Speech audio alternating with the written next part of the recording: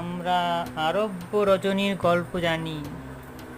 আরব্য রজনীর গল্পতে অনেক জিনের গল্প থাকতো, যেমন প্রদীপের জিন, যেমন আংটির জিন, এছাড়া থাকতো চট বা মাদুর, যেমন অনেক জিনের গল্প পেতাম।